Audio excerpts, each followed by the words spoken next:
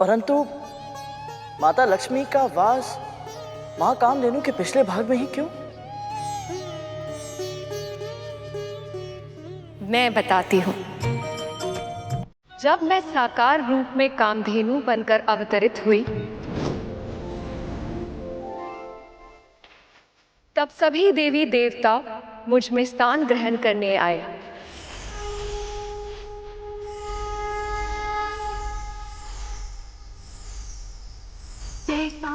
जो सबसे पहले आया उसे अपनी इच्छा अनुसार स्थान मिल गया। मेरे इस कामधेनु अवतार के सींगों के जड़ों में सदैव प्रजापति ब्रह्मा और महाविष्णु प्रतिष्ठित होते हैं। सींगों के अग्र भाग में सभी चराचर और तीर्थ स्थित हैं।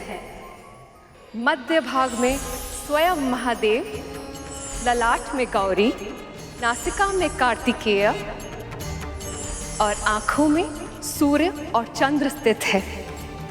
खुरों में सरस्वती और इसके गंध स्थलों में यम और यक्ष का वास होता है।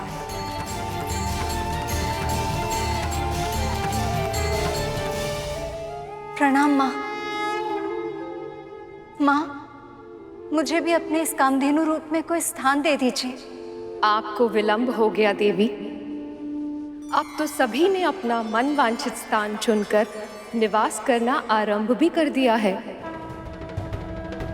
कोई तो उपाय होगा, मुझे कहीं भी कोई भी स्थान दे दीजिए।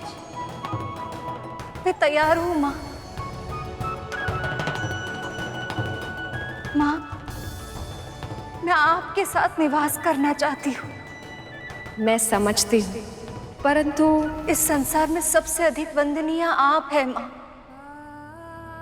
यदि आज आपने मेरा अनादर किया तो सृष्टि में कभी भी कोई मुझे सम्मान नहीं देगा।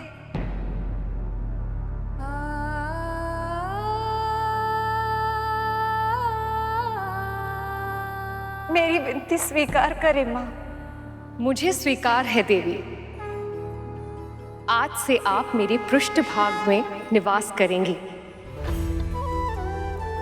मेरे मूत्र और गोबर को भी शुभ माना जाता है और अब आपके निवास के कारण ये मनुष्यों के लिए और भी अधिक हितकारी होगा।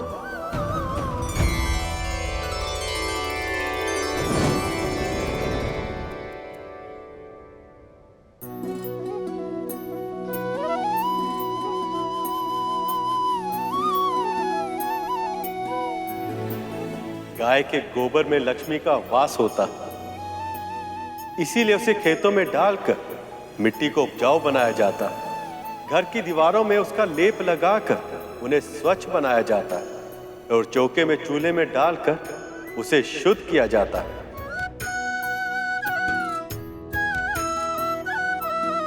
गाय के गोबर से बने कंडे हवन की समीधा बनते और गौमूत्र अनेक रोगों का नाश कर देता।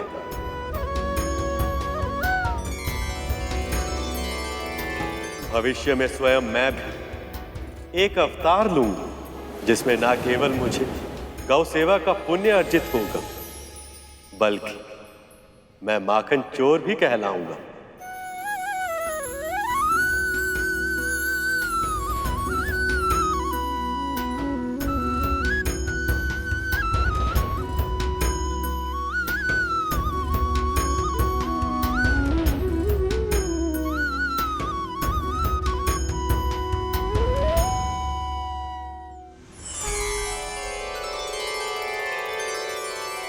ये गाय तो बहुत गुणकारी है,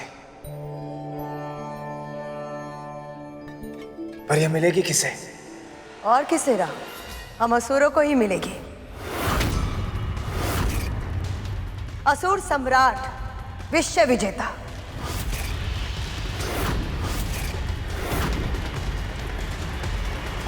जो स्वर्ग पे राज करता है, ऐसे दिव्य गाय का अधिकार सिर्फ उन्हीं को मिलना चाहिए।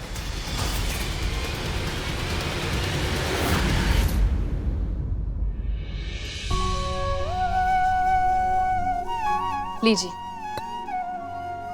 तनिक इसमें शहद मिला दे। जी।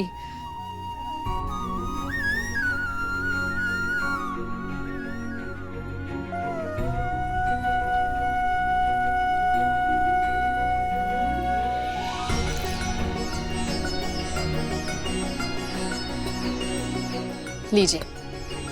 अब तनिक इसमें पीसा हुआ मेवा मिला दे। जी।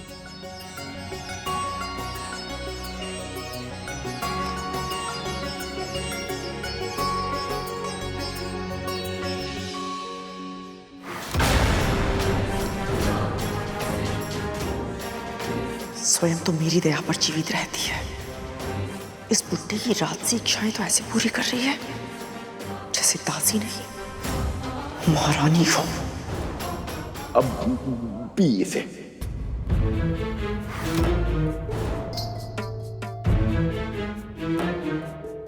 एक बार बोला तो सुनाई नहीं देता क्या? मैंने कहा पी इसे।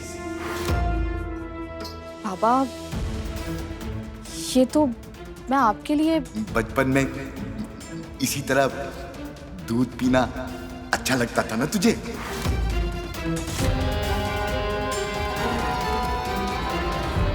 ये इन्हें कैसे पता? अब मुझे घूर क्या रही है? P P.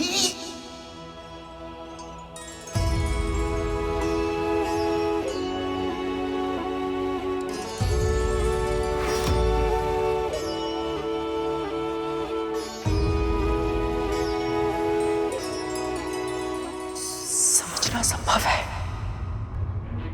कौन किसकी सेवा कर रहा है।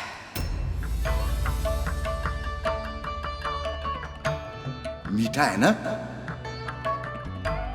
हाँ बाबा। किंतु मुझे मीठा नहीं लगेगा। तू पूरे संसार की मिठास भी इसमें डाल देगी ना, तब भी मुझे मीठा नहीं लगेगा। मुझे तो केवल गौ माता कामधेनु का दूध ही मीठा लगता है। अमृत जैसा स्वाद होता है उसमें। ये बुड्ढा विंता से अमृत के बारे में चर्चा क्यों कर रहा है? यदि विंता के मन में अमृत का विचार आ गया तो वो गरुड़ को कहीं से चखने के लिए विवश न करते। नहीं, मैं ऐसा नहीं होने दूंगी। नहीं बाबा, मैं केवल एक साधारण दासी हूँ। गौ माता कामधेनु जैसी दिव्य गाय का दूध मैं कहाँ से? तू ही कहती है ना कि ढूंढने से तेरे नारायण भी मिल जाते हैं, तो तू गौ माता कामधेनु का दूध नहीं ला सकती? यदि नहीं ला सकती है तो तू और तेरा नारायण दोनों किसी कार्य के नहीं है।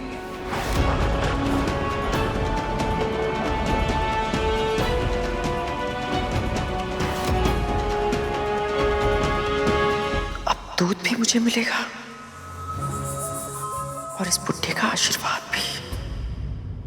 क्षमा कीजिए दीति मां, महाराज बलि यदि एक बार जीत गए हैं तो इसका अर्थ ये नहीं कि संसार की सभी संपदाएं उन्हें ही प्राप्त होंगी। समुद्र मंथन के रत्न उन्हें ही मिलेंगे जो उसके योग्य हो। युवराज, इस योग्यता का निर्णय किस आधार पर किया तुमने? निर्णय कोई भी हो महाराज, इन देवताओं का आधार केवल छल है।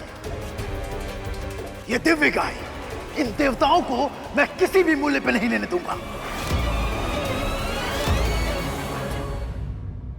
बजरंग, ये हमारा अधिकार है और हम अपना अधिकार लेके रहेंगे, चाहे कुछ भी हो जाए।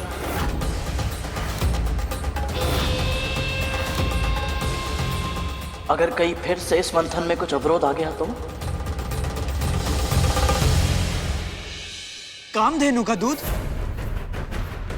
हाँ, उस बुड्ढे के अनुसार कामधेनु का दूध अमृत के समान होता है और वो दूध मुझसे पहले उस विंता को मिल जाए, ऐसा ऐसा मैं नहीं होने दूंगी, किसी मूल्य पर नहीं। इसलिए जाओ, कुछ भी क्यों ना करना पड़े, मेरे लिए गाय का दूध लेकर आओ। पर माँ, हमको तो ये भी नहीं पता वो गाय मिलेगी कहाँ। नहीं पता है तो पता करो। एक सहस्त्र पुत्रों का वरदान मैंने इसलिए नहीं मांगा था कि उनके होते हुए भी सारी समस्याओं का समाधान मुझे स्वयं करना पड़े। करुण को देखा है, वो कैसे मेरे लिए सूर्य पुष्प लेकर आया था। इसलिए तुम लोग जाओ और मेरे लिए गाय का दूध लेकर आओ। जाओ।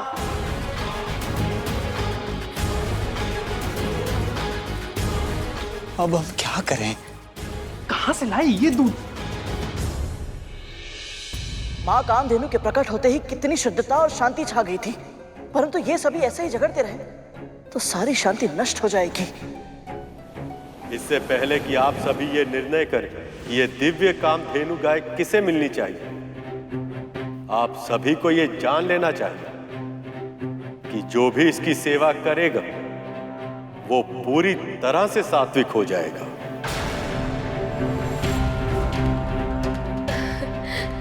ये तो अत्यंत शुभ बात है। नारायण नारायण, यदि असुर भी सात्विक हो गए तो ये संसार तो पूरी तरह बदल जाएगा। नारायण नारायण। मेरे पुत्र तो बहुत शक्तिशाली हैं। यदि ये सात्विक हो गए तो उनकी शक्ति और प्रतिष्ठा का कोई अर्थ नहीं रहेगा।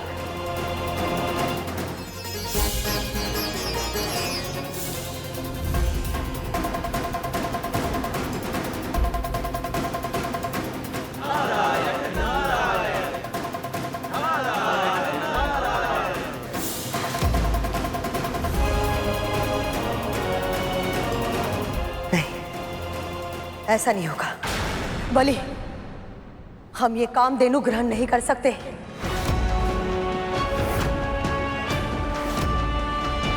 कहीं इसके कारण तुम सात्विक बन गए तो तुम तो स्वर्ग दान में दे दोगे।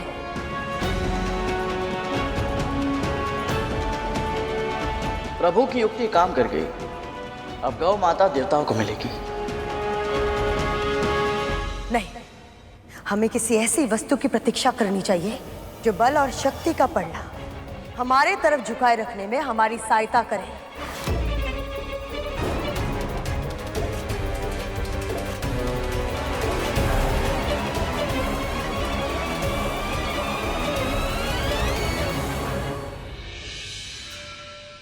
गौ माता की सेवा गौ भक्त करें, इससे उत्तम और क्या हो सकता है।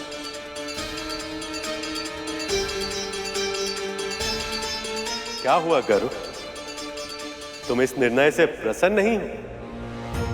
मैं इस बात से प्रसन्न हूं प्रभु कि गौ माता उन दुष्ट असुरों के पास नहीं गई जो सबको सताते हैं, जिनकी प्रवृत्ति ही दुष्ट है। हाँ, तो न जाने क्यों मेरे मन में संदेह हो रहा है प्रभु कि गौ माता इनके पास जाने के बाद प्रसन्न नहीं है। इतना जानते हो तुम गौ माता के मन को?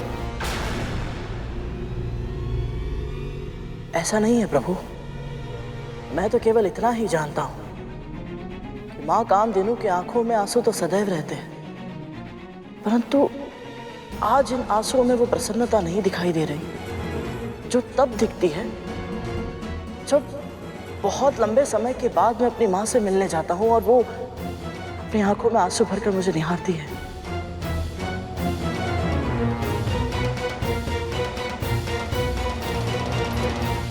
माँ कामधेनु कैसे मिलेंगी मुझे? कहाँ ढूंढूं उन्हें?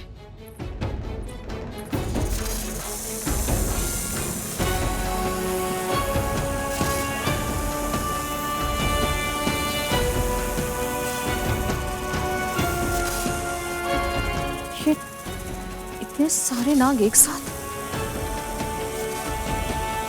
कहाँ जा रहे हैं?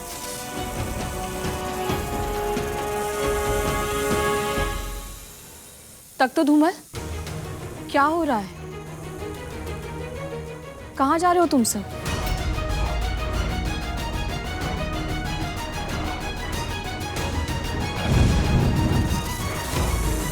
ये दोनों ऐसे लुप्त क्यों हो गए? हे नारायण, अब आप ही कोई मार्ग दिखाइए। बताइए मुझे, मैं माँ कामधेनु के दूध का प्रबंध कैसे करूं? ये केवल मेरी परीक्षा नहीं है, आपकी प्रतिष्ठा भी दांव पर है और मैं आपका अपमान होते हुए नहीं देख सकती। नारायण, सहायता कीजिए, मेरी सहायता कीजिए।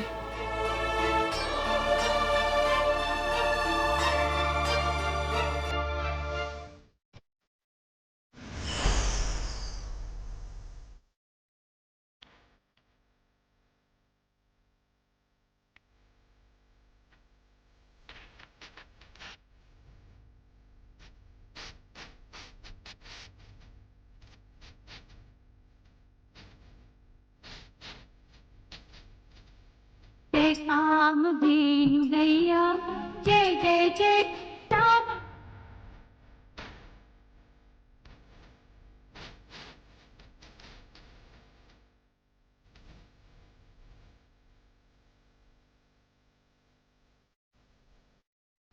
माँ कहती हैं कि जब कुछ पहली बार प्राप्त हो तो उसे ब्राह्मण और ऋषियों को दान देना चाहिए। इसलिए हम आपको दान देने आए हैं। आज्ञा दीजिए माँ। धन्यवाद माँ।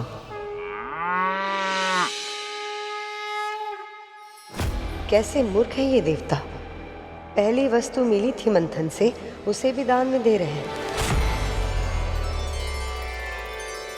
हे सप्तऋषिगण, मैं देवराज इंद्र अपने समस्त कुल व संबंधियों के साथ आपका आवाहन करता हूँ।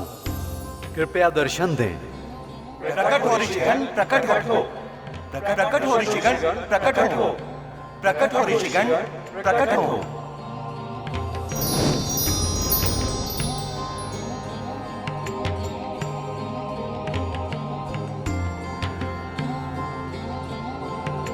कल्याण।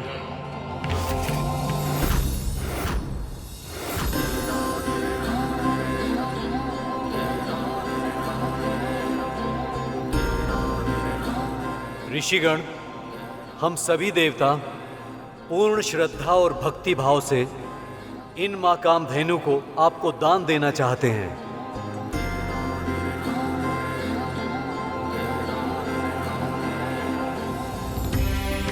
कृपया इन्हें स्वीकार कर हमें कृतार्थ करें। देवराज, प्रभु विष्णु की भक्ति और ऋषियों को दिया हुआ दान कभी व्यर्थ नहीं जाता। समुद्र मंथन के इस महान यज्ञ में आप सबको सफलता प्राप्त हो।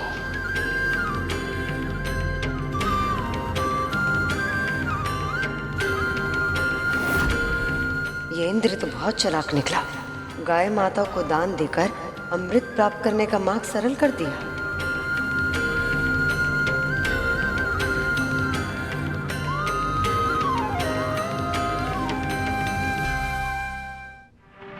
देवता भी विचित्र हैं। जब ये गाय इन्हें दान में ही देनी थी तो उसे प्राप्त करने के लिए हमसे इतना झगड़ा क्यों कर रहे थे? देवराज की बुद्धि की प्रशंसा तो करनी ही पड़ेगी। तुम कहना क्या चाहते हो? माँ कामधेनु को दान में देकर देवराज ने एक तीर से 2 निशाने लगाए हैं भैया। दान देकर पुण्य अर्जित तो किया है, साथ ही साथ सप्त ऋषियों से आशीर्वाद भी लिया कि इस मंथन में विजय प्राप्त हो। इसका अर्थ यह है भैया कि अब अमृत इन्हें अवश्य मिलेगा। गरुड़ अब राजनीति के कठिन दाव पेच भी समझने लगा है। हर बीतते दिन के साथ ये और भी अधिक समझदार और भी अधिक व्यवहारिक होता जा रहा है। एक दिन इसके यही गुण वैकुंठ के उपयुक्त बनने में इसकी सहायता करेंगे।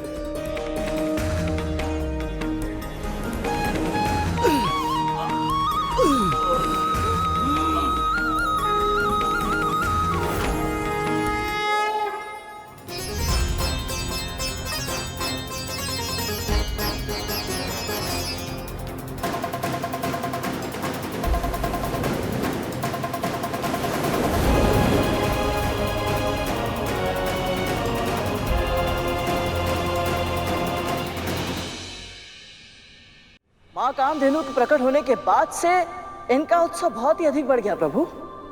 हाँ प्रभु, इन्हें देखकर ऐसा लग रहा है जैसे ये सब कुछ भूल चुके हैं। यही तो इस जीवन का आनंद है। सुख आते ही मनुष्य का मन चंचल हो जाता है और फिर वो अपने सभी दुख भूल जाता है। और ये भी कि ये सुख भी उतना क्षणिक है जितना दुख था।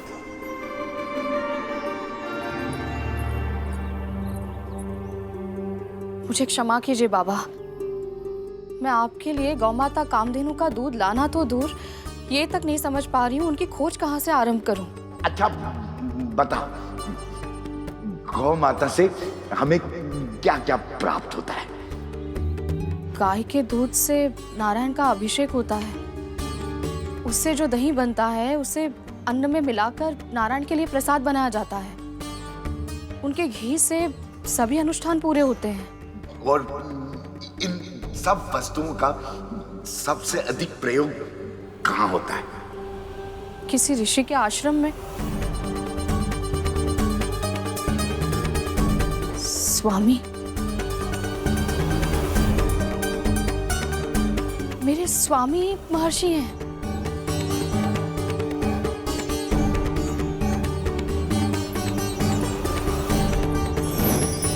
कभी कभी मनुष्य सत्य के बहुत निकट होते हैं, बस उन्हें सही मार्ग दिखाने की आवश्यकता होती है।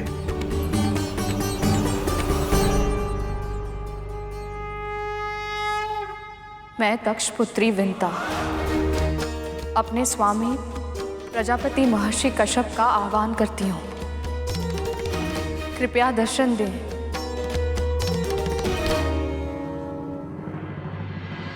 विंता इस समय स्वामी को क्यों बुला रही है?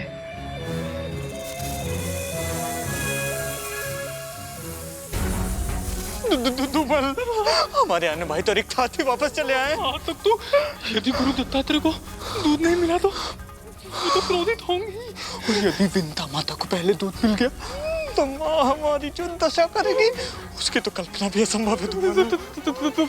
तो फिर अब हम क्या करें? तब तो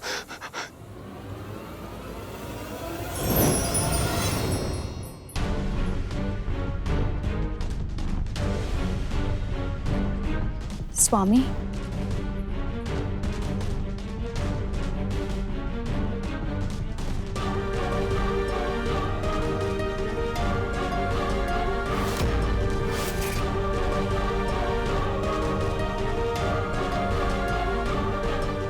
स्वामी, मैंने आपको कष्ट इसलिए दिया क्योंकि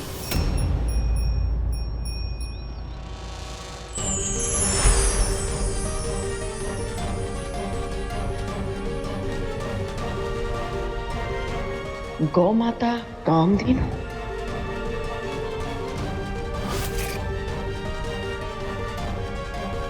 माँ कामधेनु। स्वामी ने पुनः विंता का साथ दिया।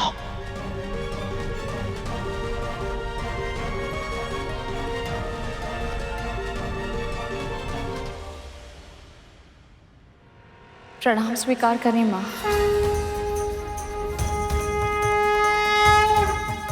मैं केवल अपने पुत्रों की प्रसन्नता चाहती हूँ, आशीर्वाद दीजिए।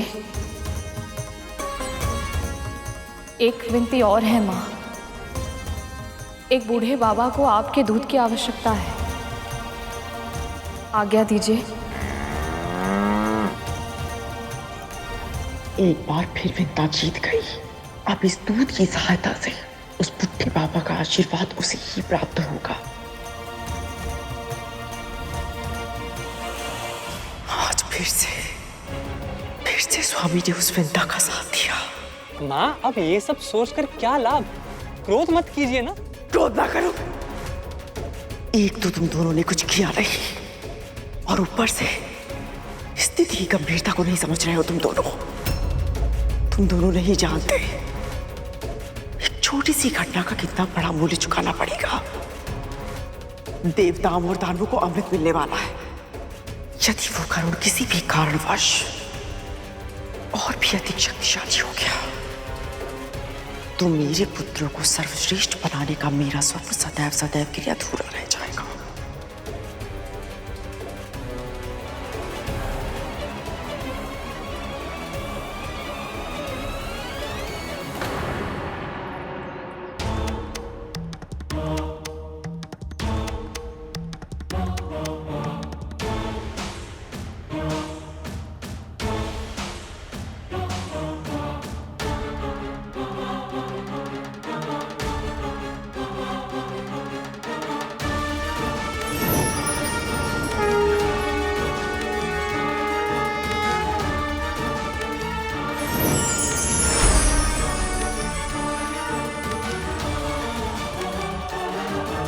प्रणाम गुरुदेव।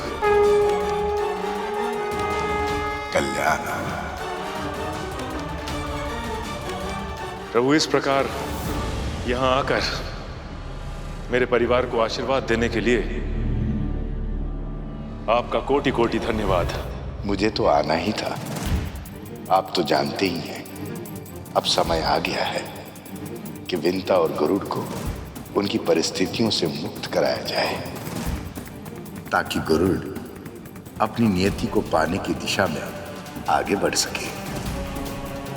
मैं यहां रहकर विंता के धैर्य और उसकी श्रद्धा की परीक्षा ले रहा हूं। अब शीघ्र ही विंता को उसकी सेवा का और कद्रू को उसके कर्मों का फल मिलेगा।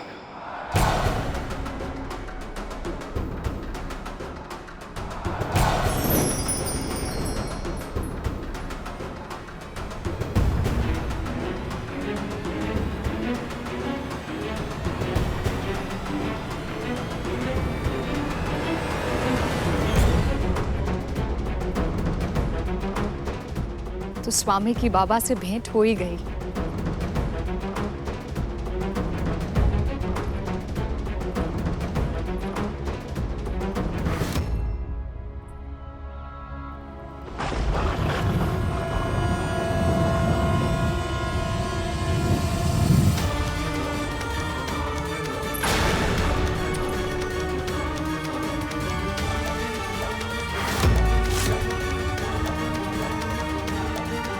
ये दिव्य प्रकाश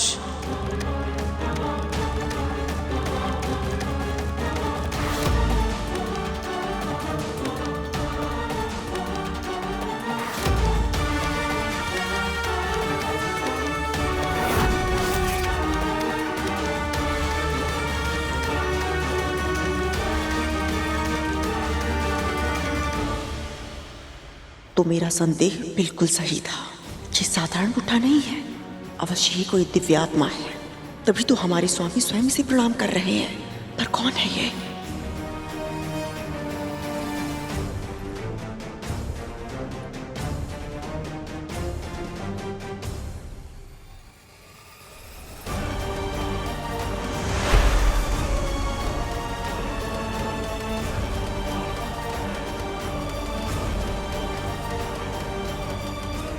बाबा, ये लीजिए कामधेनु का दूध।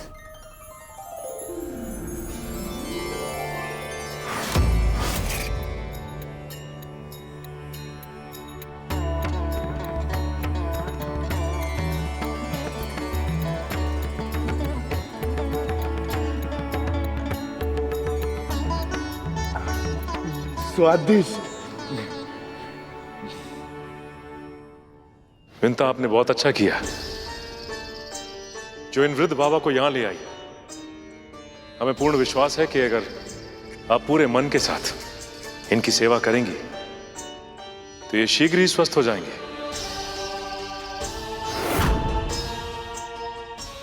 मैं चलता हूं। यदि स्वामी ने इस समय मुझे देख लिया तो वो क्षण भर में ही समझ जाएंगे कि मेरे मस्तिष्क में कौन सी योजना चल रही है।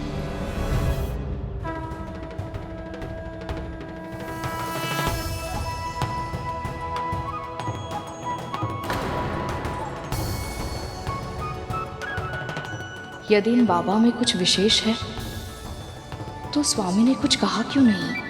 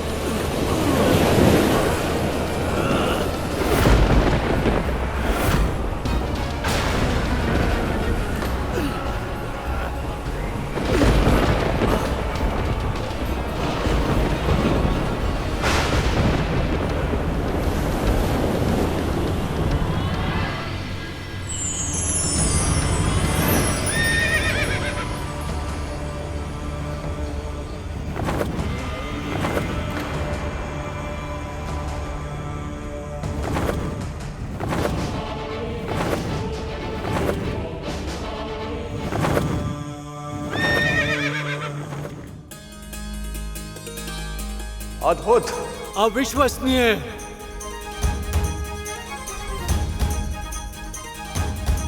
इसके रूप ने तो सभी का मन मोह लिया। कौन है ये पशु? उच्च श्रवा, उच्च श्रवा, उच्च श्रवा। श्वेत और काले में बहुत अंतर होता है, मैंने अपनी आंखों से देखा है। तो बोलो, शर्त लगाने का साहस है। हारने वाले को जीतने वाले की एक बात माननी होगी। कल सुबह होने से पहले तुम सब जाकर उच्च श्रवा की पूंछ से लिपट जाना। दूर से देखने पर किसी को भी भ्रम हो जाएगा कि उसकी पूंछ काले रंग की है। कल तक तो इसकी पूंछ श्वेत रंग की थी। तुझे मेरी दासी बनना पड़ेगा, जीवन भर के लिए।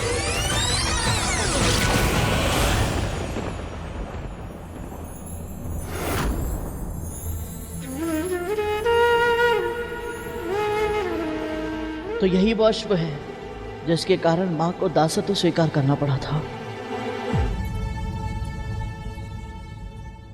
विंता,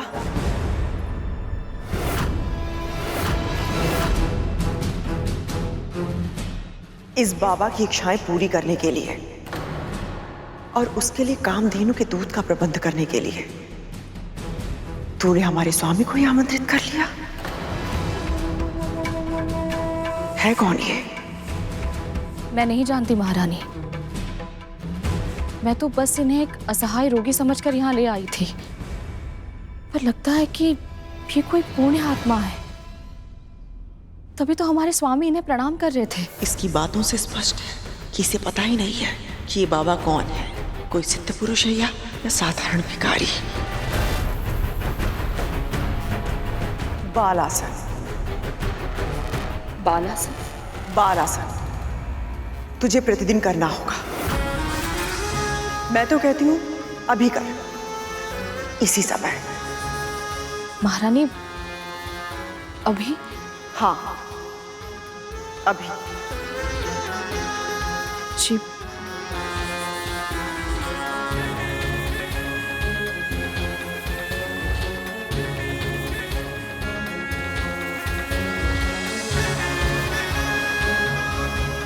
तेरा स्थान मेरे चरणों में है, क्योंकि तू मेरी दासी थी, है और सदैव रहेगी।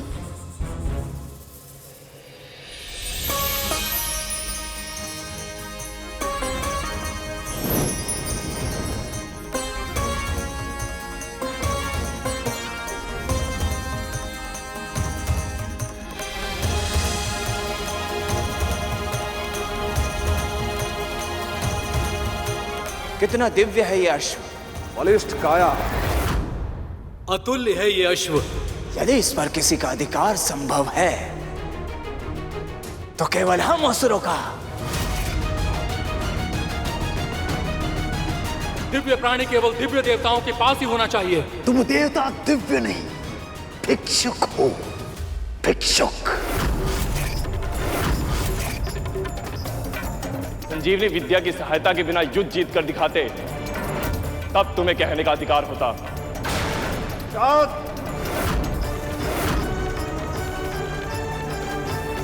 दिव्य कोई हो ना हो, पर इस अश्व को दिव्य लोक में रहने का अधिकार है। स्वर्ग में रहेगा ये।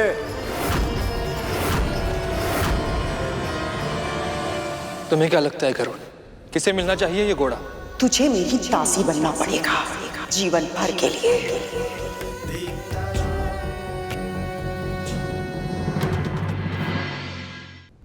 इसे क्या हुआ प्रभु? स्मृति दो धारी तलवार होती है शेष। कभी कभी ये मनुष्य में ऐसी भावना जगा देती है जिससे व्यक्ति अपनी नियति प्राप्त कर पाता है, तो कभी कभी ये व्यक्ति को बंदी बना लेती है। गरुड़ का मन उच्च श्रवा को देखकर ऐसी ही स्मृति में घिर गया और अस्थिर हो गया है।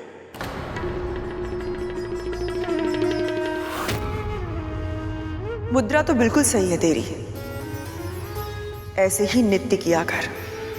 कहते इसे करने से दृष्टि तीव्र होती है, और तुझे तेरी दृष्टि तीव्र करने की बहुत अधिक आवश्यकता है। तूने दूर से देखा और तुझे लगा हमारे स्वामी महान ऋषि उस बाबा को प्रणाम कर रहे हैं। ध्यान से देख विंता, वो उस बाबा को नहीं, जबकि उनके पीछे रखी उस मूर्ति को प्रणाम कर रहे थे।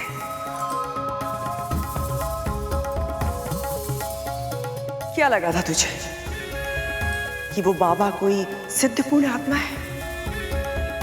तुझे पता है ना विंता कि तू मेरी प्रिय दासी है और मैं तुझे निराश होते हुए नहीं देख सकती, इसलिए सत्य तो बताना पड़ेगा।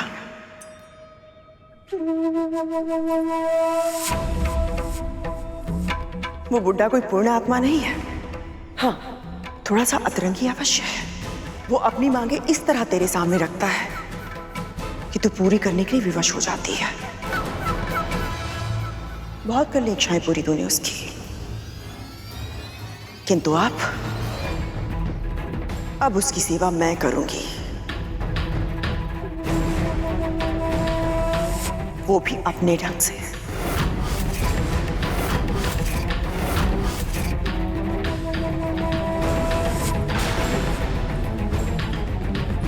अचानक से इन्हें क्या हो गया? एक ओर ये कह रही हैं कि ये कोई पुण्य आत्मा नहीं, फिर भी मुझे रोककर खुद उनकी सेवा करना चाहती है। पहले गाय आप सबको मिली थी देवराज, और अब यश हमें मिलना चाहिए। माँ कामधेनु हमारे पास नहीं है राहुल, आप सबके सामने हमने उन्हें दान दे दिया है। ये तुम्हें पहले सोचना चाहिए था देवराज इंद्र। जब भीख मांगने की स्थिति हो तो दानवीर नहीं बनना चाहिए। वचनों की तीर भी कुछ कम घायल नहीं करते। शाबाश मेरे पुत्रों, शाबाश। यदि ये उच्चेश्वाह असुरों को नहीं मिला तो हमें ये समुद्र मंथन यही छोड़ देंगे। इस प्रकार वाद विवाद में फंस गए तो ये समस्या नहीं सुलझेगी, ये झगड़ा बढ़ता ही जाएगा। हे नारायण, न्याय कीजिए।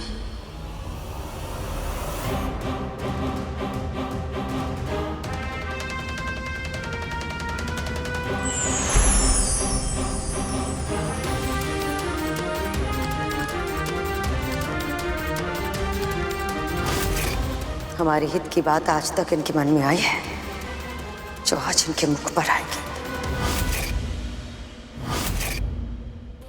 उच्च श्रवा उसे ही मिलना चाहिए जो उसे साध पाए।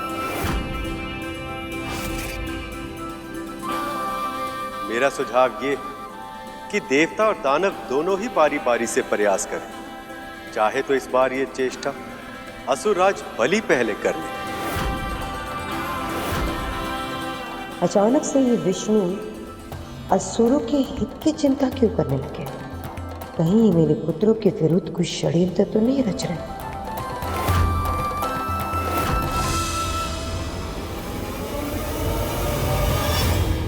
बलि,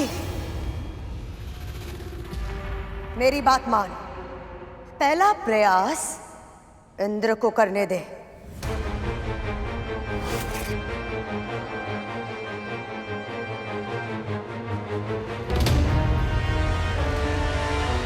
जो आज्ञा मां।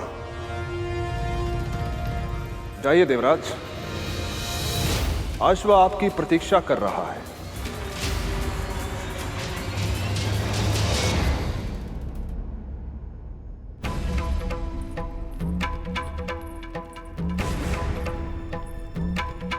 सब जाओ यहां से।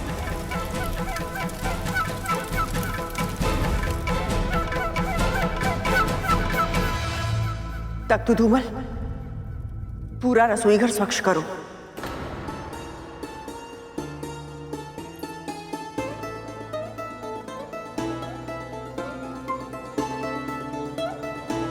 माँ आखिर करना क्या चाहती हैं और क्यों कर रही हैं ये सब?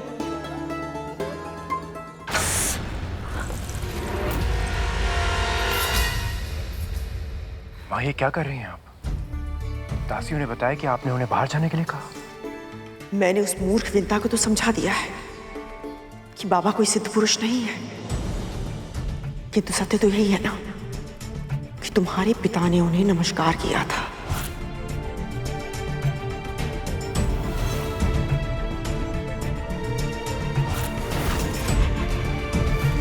इसका तो एक ही अर्थ निकलता है कि वो कोई साधारण पुरुष भी नहीं है। मान लिया कि वो बुढ़ा कोई मायावी नहीं, सिद्ध पुरुष नहीं है, परंतु मां, आपको स्वयं ये सब कुछ करने की क्या आवश्यकता थी? आवश्यकता है तक्षक, आवश्यकता है। इतने दिनों तक उस विंता ने बाबा की सेवा करके न जाने कितना पुण्य अर्जित कर लिया होगा। अब मुझे उसकी सेवा करके विंता से अधिक पुण्य अर्जित करना होगा ताकि सारा आशीर्वाद मुझे मिले, उस दासी को नहीं। यदि फिर भी आशीर्वाद नहीं मिला तो? आशीर्वाद में नहीं मिला तो कोई हानि नहीं होगी, किंतु आप उस विंता को और अधिक आशीर्वाद लेने नहीं दोगी।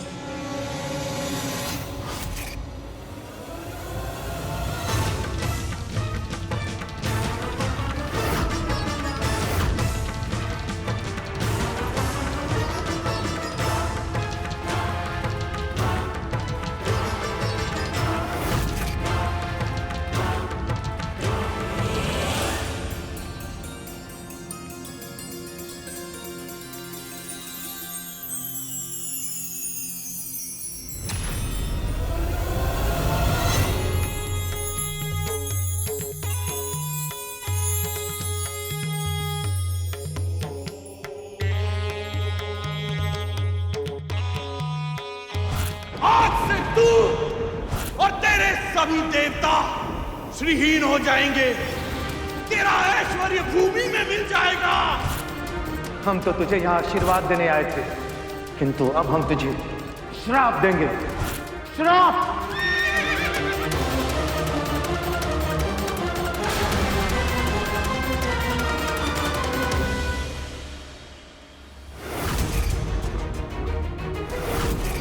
ये अश्व तो इंद्र से दूर जा रहा है और वो कुछ नहीं कर रहा है।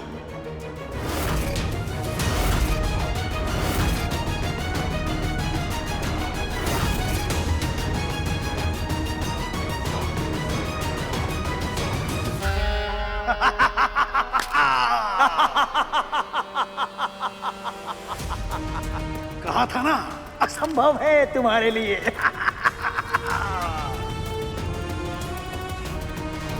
उच्च श्रवा चंचल मन का प्रतीक। देवराज का मन उसे देखकर अतीत में भटक गए और इसीलिए वह उसे पकड़ नहीं पाए। समय की तरह जो एक बार छूट जाता है वो फिर पकड़ में कहां आता है।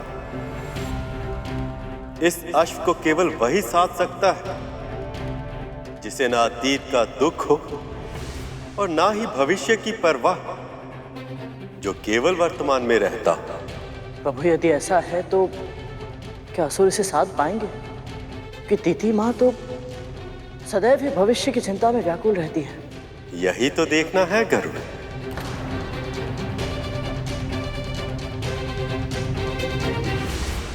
देवराज इंद्र।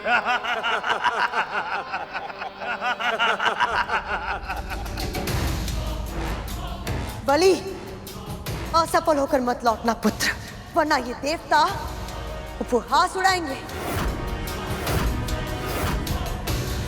हाँ महाराज, अपनी श्रेष्ठता और शक्ति बनाए रखने के लिए हमें इस अश्व की आवश्यकता है। युद्ध में भी ये अश्व बहुत उपयोगी होगा हमारे लिए। प्रभु, महाराज बलि के कंधों पर अपेक्षाओं का भार कुछ अधिक ही हो गया है। इतने दबाव के बाद भी ये अपना सर्वश्रेष्ठ प्रदर्शन कैसे कर पाएंगे? पहली बार देख रहा हूं तुम दोनों असुरों के लिए चिंतित हो रहे हो।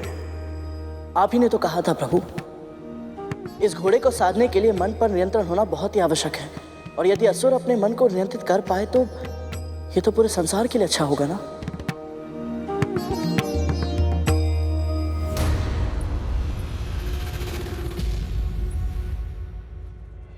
महारानी, आप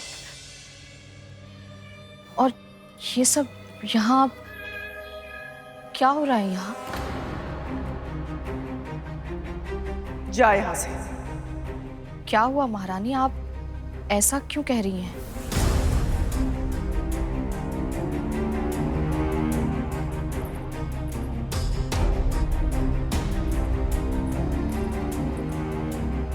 झोली फैला अपनी।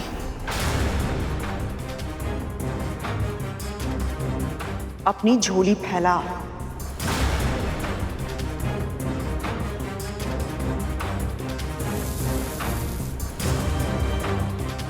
ये कद्दू के बीज है।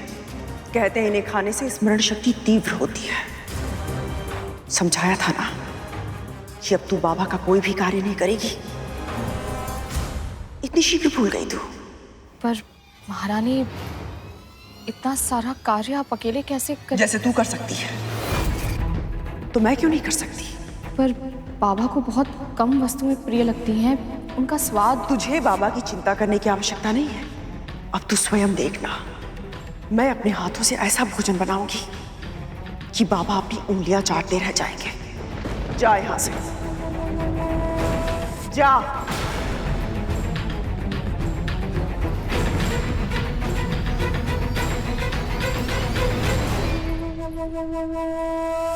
दासी माँ, माँ को क्या हुआ है? ये रसोई में क्या कर रही है? मैं भी नहीं जानती।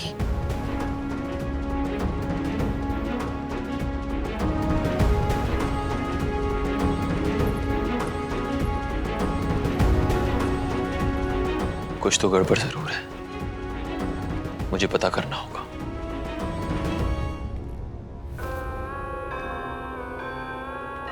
नारायण नारायण। आपने अभी ये क्यों बोला मुनिवर? मेरे मन में तो ये जाप सदैव चलता रहता है असुरराज। मन में यदि इष्ट का नाम हो तो सभी कार्य अपने आप संपन्न हो जाते हैं।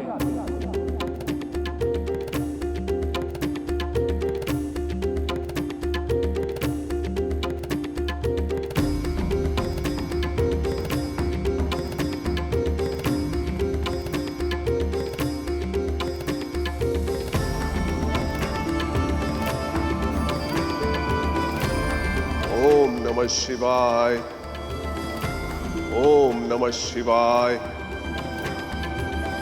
ओम नमः शिवाय, ओम नमः शिवाय।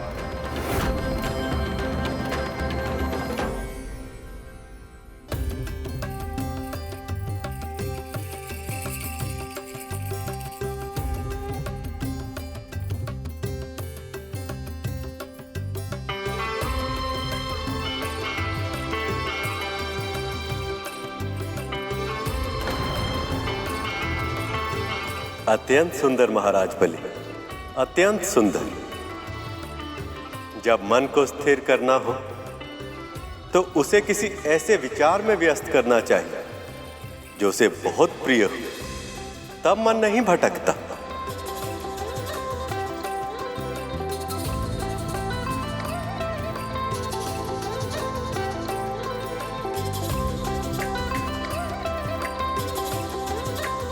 स्वर्गाधिपति महाराज बलि की जय। स्वर्गाधिपति महाराज बलि की जय। स्वर्गाधिपति महाराज बलि की जय।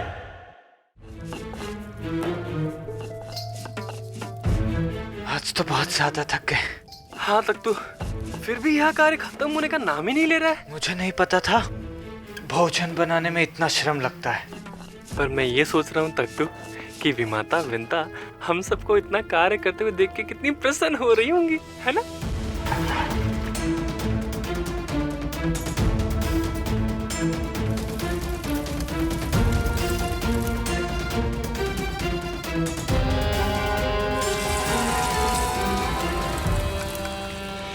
मेरे होते हुए दीदी और उनके पुत्रों को इतना श्रम करना पड़ रहा है।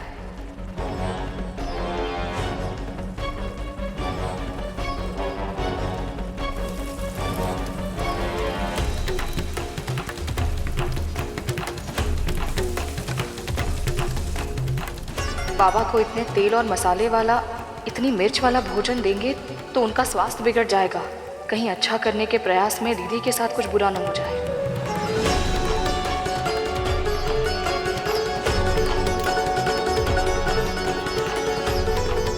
महारानी ये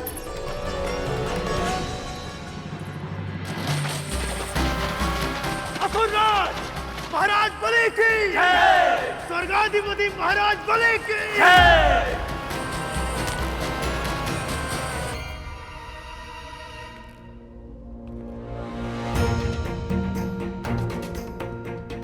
गरुड़ और उसकी मां के प्रति मुझसे अपराध तो हुआ है, अब मैं असुरों के अधीन रहूं, यही मेरा दंड होगा। क्या हुआ गरुड़? तुम्हारी आंखों में आंसू क्यों? पता नहीं भैया, मुझे आभास ही नहीं हुआ कि कब इस बात की पीड़ा मेरे मन में बैठ गई कि इस दिव्य घोड़े के होते हुए भी मेरी मां के साथ इतना अनुचित हुआ। जैसे तुम्हें यह पता नहीं चल पाया था कि कब नाग तुम्हारी पीठ से गिर गए, वैसे ही इसे भी यह पता नहीं चल पाया कि कब नाग इसकी पूंछ से लिपट गए और कब ये तुम्हारी विमाता कद्रू के षड्यंत्र का माध्यम बन गए। अनजाने में ही सही, लेकिन गरुड़ और उसकी मां के विरुद्ध षड्यंत्र में भागीदार तो मैं भी बन गया हूं और इसका अपराध बोध है मुझे। इसलिए मैं वचन देता हूं कि भविष्य में कभी भी गरुड़ को मेरी आवश्यकता पड़ी तो मैं इसका पक्ष लेने अवश्य आऊंगा।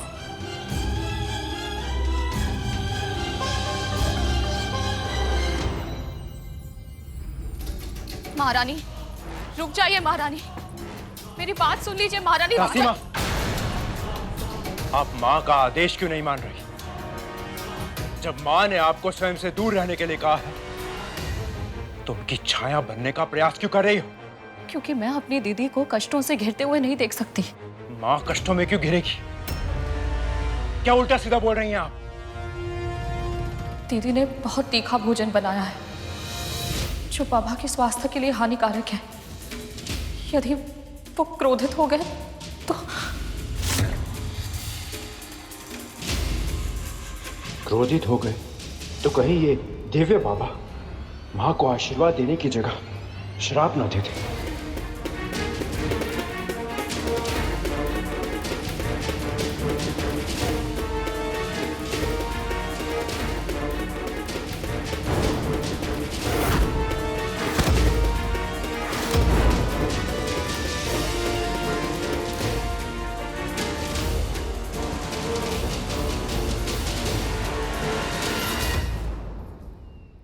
मैं जानता हूं तू मेरी सेवा क्यों करना चाहती है,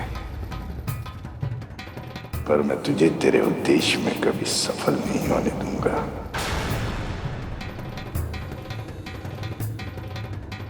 बाहर से क्यों घूर रही है?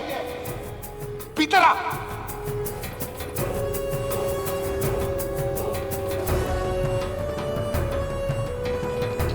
कौन है तू?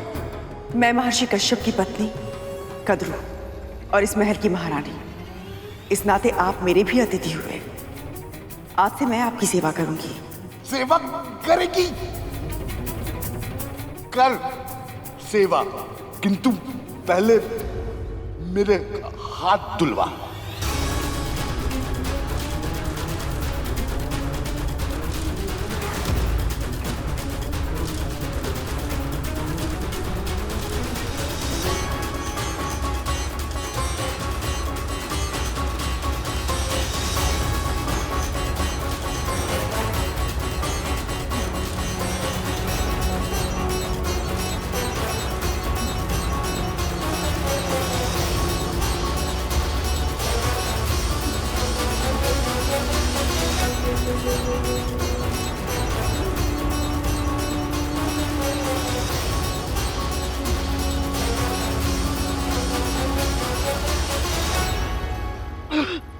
दीदी आप नहीं कर पाएंगे ये मैं हूं ना, आप मुझे करने दीजिए ये सब। रहने दे,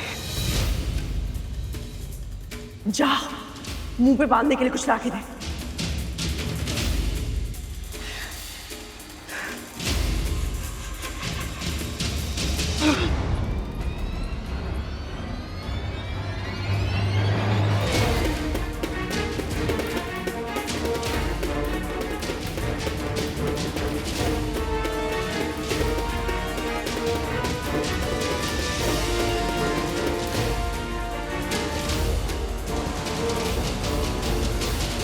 आऊंगा। दुर्गंध आ रही है। नहीं नहीं बाबा, दुर्गंध की कोई बात नहीं है। वो आपके घाव बहुत गहरे हैं ना, तो मैंने अपना नाक और मुंह ढक लिया ताकि मेरे तन के कीटाणु और विषाणु आपके घाव पर लगकर उन्हें कहीं अधिक संक्रमित ना कर दे। वाह, कितने अच्छे संस्कार है तेरे। माँ तो गुरु दत्तात्रेय से झूठ बोल रही है। हाँ तक तू, इन्हें नहीं पता कि गुरु से कोई सत्य नहीं छुपता। कहीं ऐसा ना हो कि इस असत्य के कारण माँ को कोई दंड मिल जाए।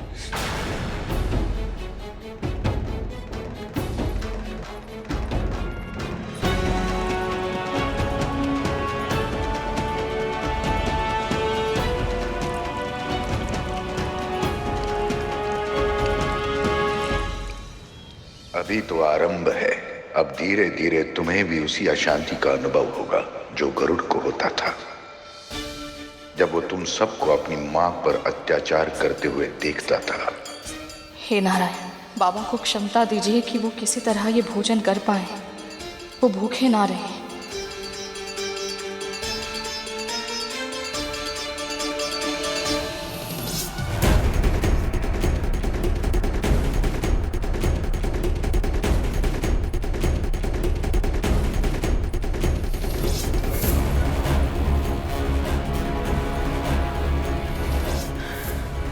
आप ठीक तो है ना दीदी? जिस बहन ने इसके साथ इतना बुरा व्यवहार किया है, उसे इस दशा में देखकर भी इसके मन में दया ही उपज रही है। इस करुणा का, इस सात्विक सच्चे व्यवहार का पुरस्कार विंता को अवश्य मिलेगा।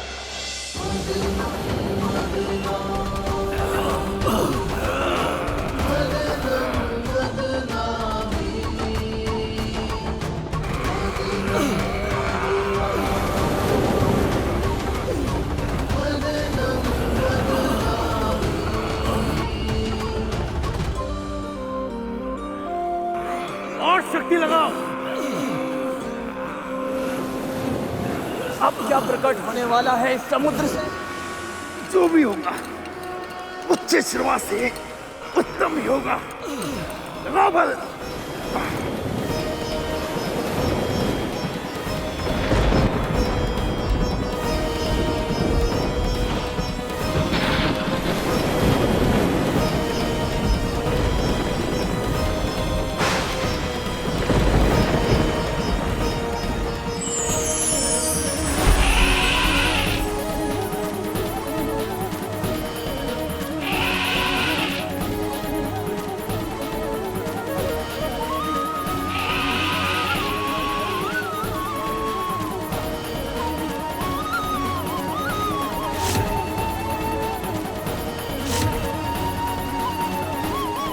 ऐरावत ही हैं जिन्होंने इंद्र के साथ मिलकर ऋषि दुर्वासा का अपमान किया था, जिसके कारण सभी देवताओं को श्रीहीन होना पड़ा था। कहीं ऐसा ना हो कि इनके आगमन पर मेरा और श्री लक्ष्मी का मिलन कुछ और समय के लिए टल जाए।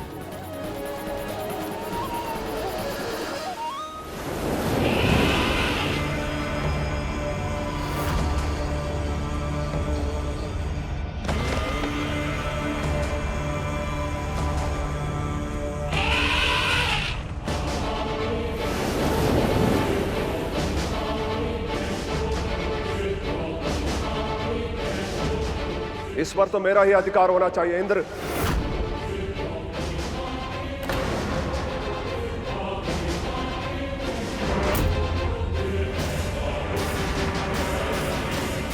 देवराज, कहाँ गए देवराज? अभी तो यहीं थे।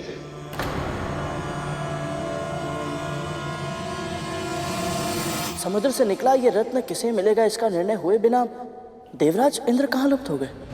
जब अतीत की भूल अचानक आकर सामने खड़ी हो जाए और उससे दृष्टि मिलाने के अतिरिक्त और कोई उपाय ना हो, तब उसका सामना करना कठिन हो जाता है।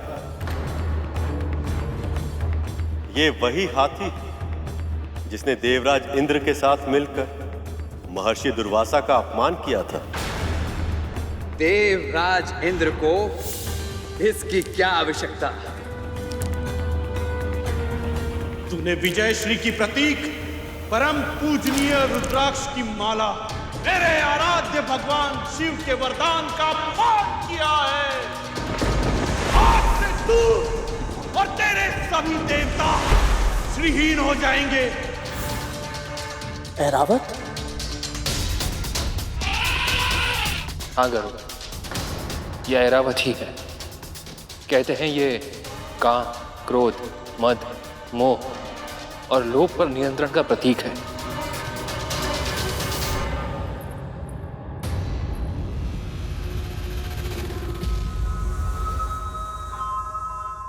सारा भोजन एक साथ खिलाएगी क्या? पहले चखूं तो सही, कैसा भोजन बनाया तूने?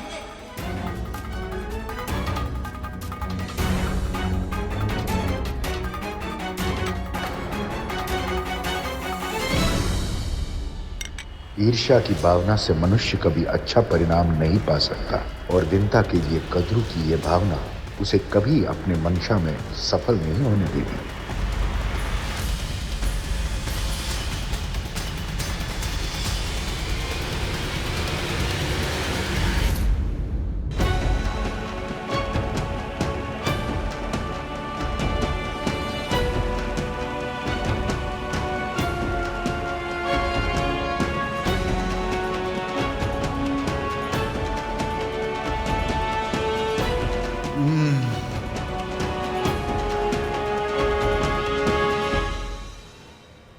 स्वादिष्ट, अति स्वादिष्ट।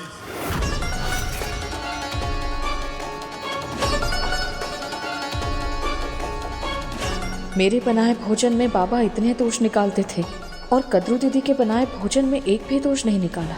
क्या सच में भोजन इतना स्वादिष्ट बना है?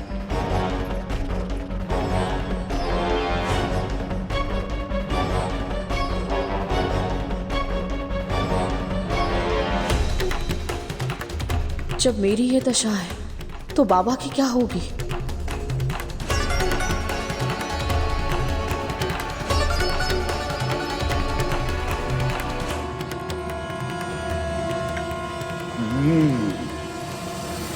अपनी बहन से कुछ नहीं सीखा तूने। जब से यहाँ आया हूँ आज पहली बार भूख मिटी है मेरी। आज जैसा भोजन बना है मुझसे खाने का आनंद दुगना हो गया।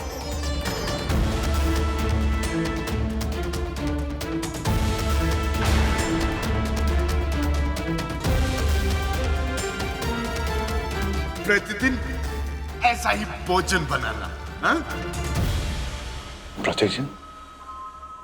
अवश्य बाबा, मैं प्रतिदिन अपने हाथों से बनाकर आपको खिलाऊंगी।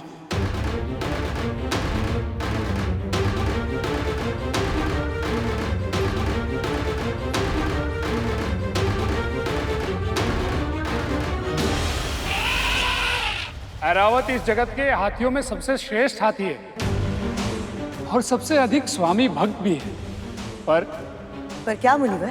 पर अहंकार के वश में आकर इसने स्वामी दुर्वासा का अपमान किया था, जिसके कारण न केवल इंद्र अपितु पूरी सृष्टि को श्रीहीन होने के लिए विवश होना पड़ा था। इसका अर्थ है यह हाथी अशुभ है।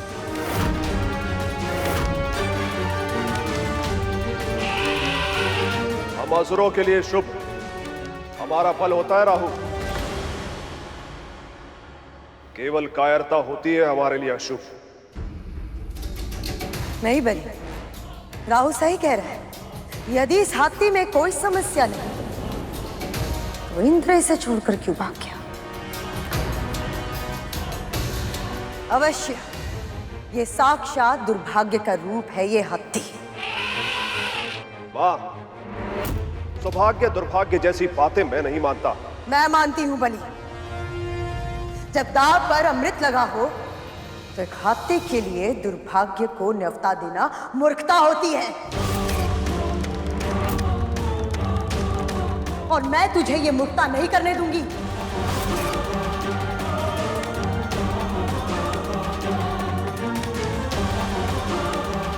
जो आज्ञा मां। ऐरावत पर देवताओं का यह अधिकार होगा।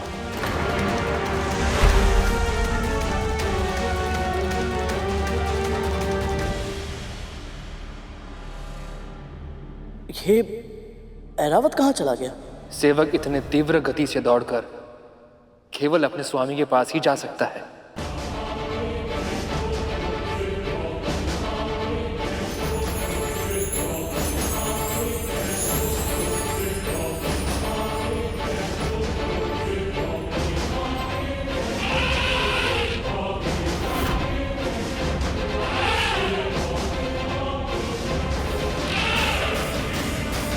इन सब का कोई अर्थ नहीं। अब जो होना था वो हो चुका।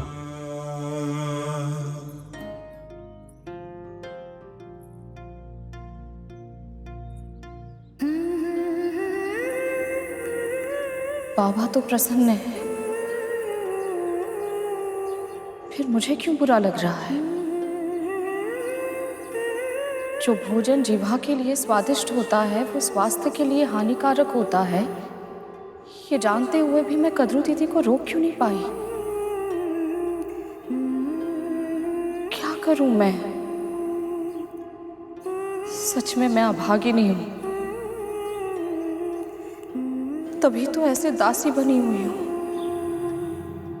अवश्य ही मुझ में कोई ना कोई कमी है, तभी तो सभी से तिरस्कार ही मिलता है मुझे।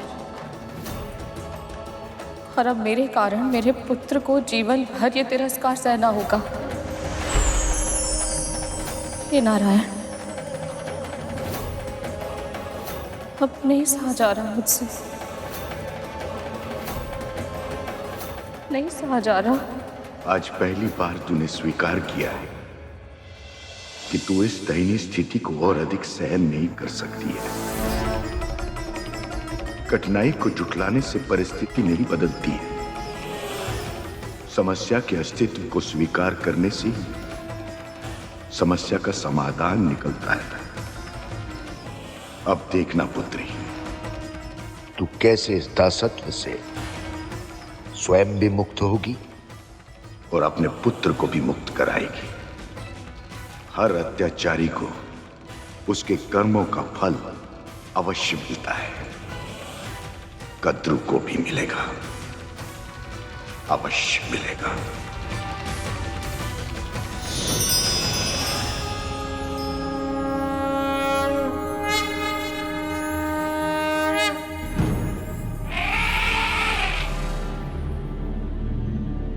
ये क्या कर रहा है रावत? क्षमा मांग रहा है। अहंकार में आकर इसने महर्षि दुर्वासा की दी हुई माला फेंक दी थी। अपनी इसी भूल पर पश्चाताप व्यक्त कर रहा है। परंतु भैया, ऐरावत में अहंकार तो स्वयं देवराज के कारण ही था ना। वो कहते हैं ना, यथा स्वामी तथा सेवक। स्वामी का ही स्वभाव सेवक में प्रतिबिंबित होता है। सत्य कहा गरुड़। और अब ये बात देवराज इंद्र भी समझ चुके हैं।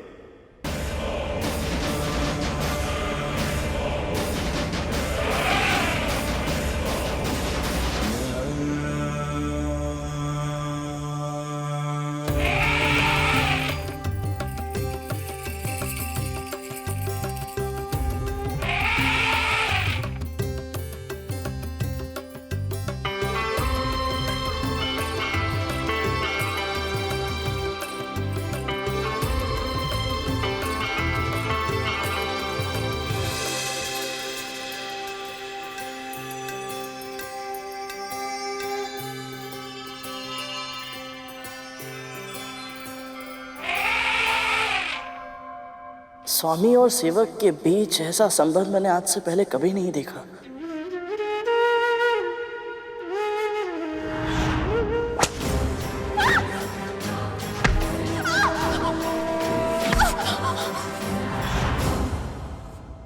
महारानी तो मेरी मां के साथ। ऐरावत ने पूरे मन से अपने स्वामी की सेवा की, तो इंद्र ने भी उन्हें सम्मान दिया। दोनों पक्षों के मर्यादित आचरण के बिना संबंध का ऐसा सूत्र स्थापित हो पाना संभव ही नहीं है। पर देवी विंता अपनी स्वामिनी देवी कद्रू के लिए कोई साधारण दासी नहीं है गरुड़। वो उनकी बहन है, जिन्हें उन्होंने छल से अपनी दासी बनाया। ऐसा व्यवहार अनुचित है और इसी कारण भले ही देवी विंता कितना भी प्रयास क्यों ना कर, उनका अपनी बहन और स्वामिनी के साथ संबंध कभी सामान्य नहीं हो सकता।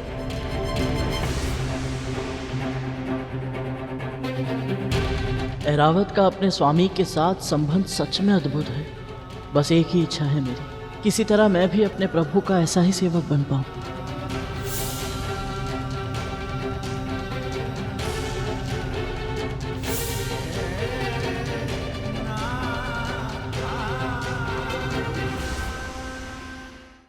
बबूल के कांटे, नीम की छाल, बरगद की जड़ और कटहल के बीज, इन सब को मिलाकर लेप तैयार करना होगा। सारी की सारी सामग्री कटीली है। इनका लेप बनाया तो मुझे स्वयं ही लेप की आवश्यकता पड़ जाएगी। तुझसे संभव हो पाएगा ना? नहीं तो विंता कर लेगी। शुरू से वही तो कर रही है। पर कोई लाभ नहीं हुआ ना बाबा। आप चिंता मत कीजिए, मैं स्वयं अपने हाथों से लेप बनाऊंगी आपके लिए। फिर देखिएगा, आपके घाव शीघ्र ही ठीक हो जाएंगे। औषधि से अधिक प्रभाव डालती है सेवा, और तेरा सेवा भाव तो सबसे अलग है। विंता तो केवल एक दासी की तरह अपने कर्तव्य का निर्वाह करती है, किंतु तू? मैं मन से करती हूँ बाबा, अन्यथा मुझे क्या आवश्यकता है कि इतने सेवक सेविकाओं के होते हुए भी मैं स्वयं आपकी सेवा करूं? सही कह रही है तू।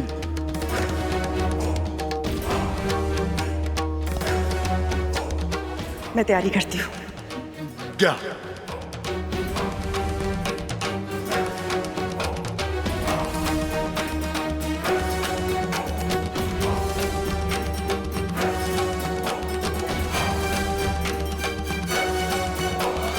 आज तक न जाने कितनी बार भला बुरा सुना है, पर मेरे मन पर उनका कोई प्रभाव नहीं पड़ा। कभी मेरा मन दुखी नहीं हुआ।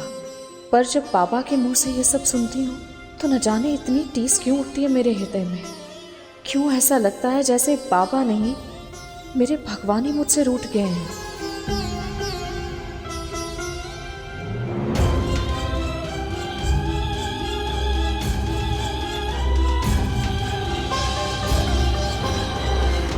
ये धैर्य खोने का समय नहीं है पुत्री। विश्वास रख, मैं शीघ्र ही कद्रू को उसके कर्मों का दंड दूंगा और तेरी पीड़ा का अंत करूंगा। मैं तुझे मुक्त कराऊंगा।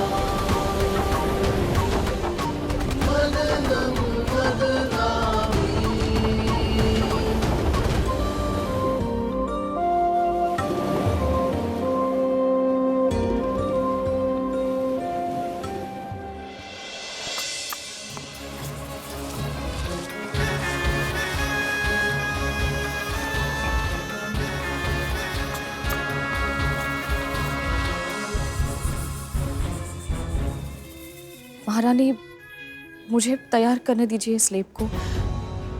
मुझे कोई श्रेय नहीं चाहिए। मैं बस इस लेप को तैयार कर दूंगी, फिर आप ही ले जाइएगा और आप ही लगा दीजिएगा। ठीक है, तेरी यही इच्छा है तो तू ही बना ले।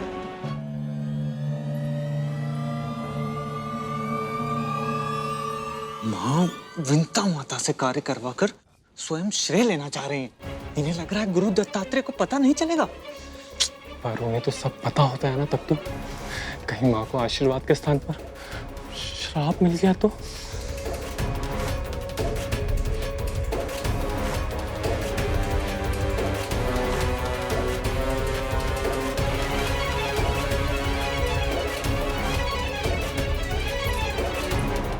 लीजिए महारानी।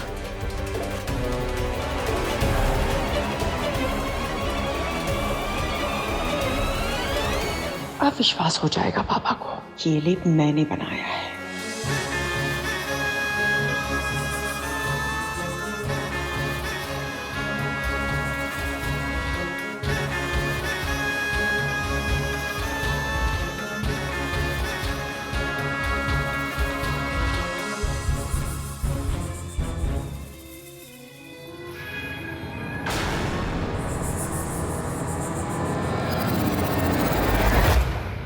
बहुत सहज अभिनय करती है और साक्ष्य भी अपने वस्त्रों पर लगाकर लाई है ताकि मैं इसके छल को पकड़ न पाऊं।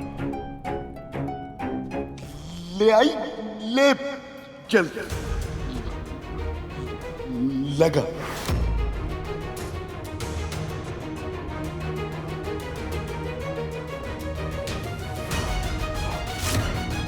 जिस घाव की गंध से मेरा मन इतना विचलित हो रहा है, मैं ऐसे घाव पर लेप कैसे लगाऊंगी? मैं नहीं कर पाऊंगी।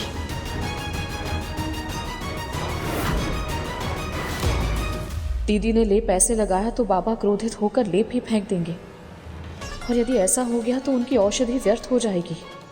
नहीं, मैं ऐसा नहीं होने दे सकती।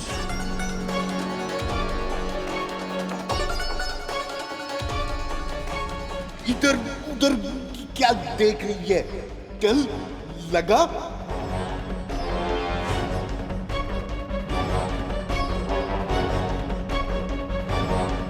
लगा।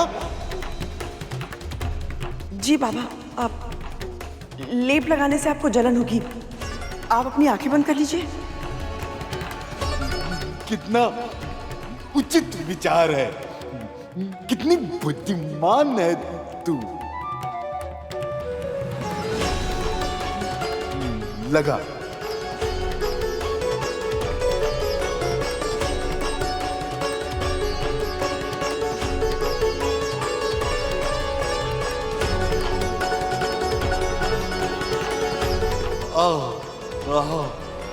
आनंद आ रहा है।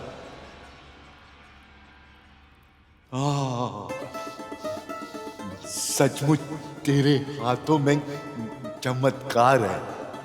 यदि तूने पहले दिन से ये लेप लगाया होता तो अब तक इसका प्रभाव भी दिखाई दे रहा होता।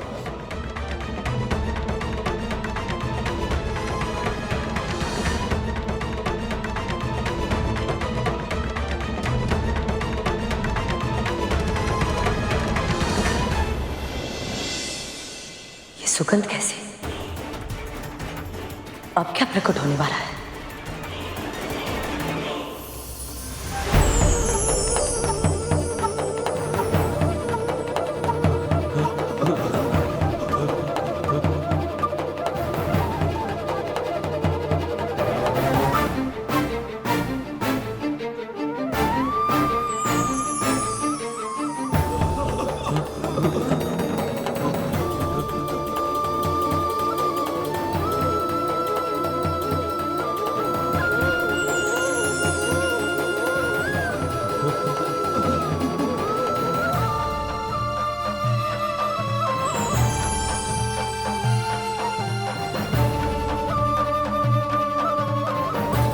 प्रभु, मंथन से ये क्या निकला है जिसका तेज हम में से कोई सह तक नहीं पा रहा?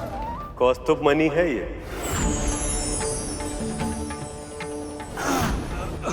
अंतहीन, अपराजित, शुद्ध प्रकाश की अभिव्यक्ति के रूप में परम चेतना का प्रतीक है ये। इसलिए इसकी शक्ति को सह पाना सबके लिए संभव नहीं है। तो फिर प्रभु हम क्या करें इसका? कौन धारण कर पाएगा इसे?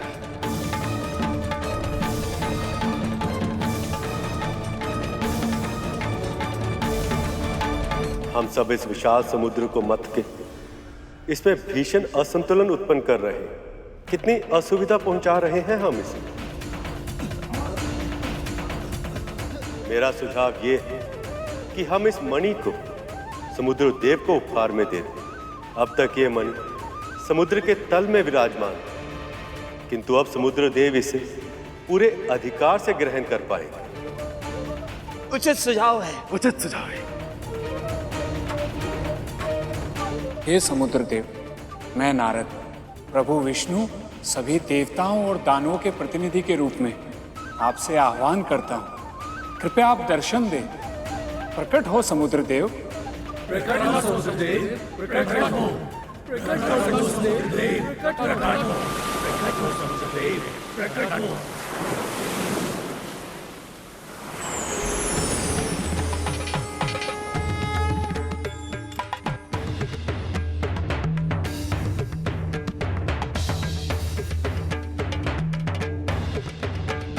हे समुद्र देव, कृपया इस मणि को ग्रहण करें और हम सबको कृतार्थ करें।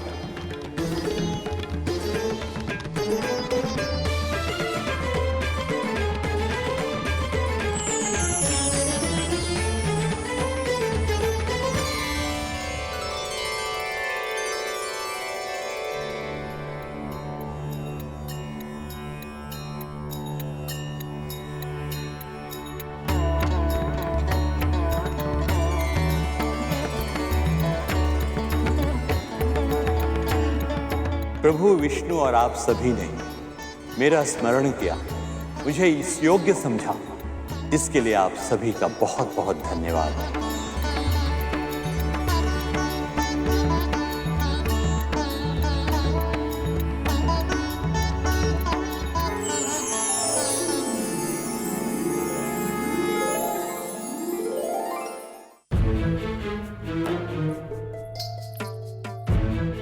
हो गया बाबा।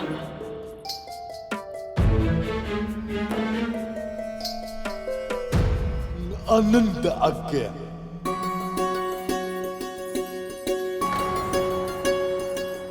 मुझे विश्वास है तेरे इस लेप से मैं शीघ्र स्वस्थ हो जाऊंगा। यदि ऐसा हुआ तो मेरी आत्मा तुझे ऐसा आशीर्वाद देगी कि तेरा जीवन निहाल हो जाएगा।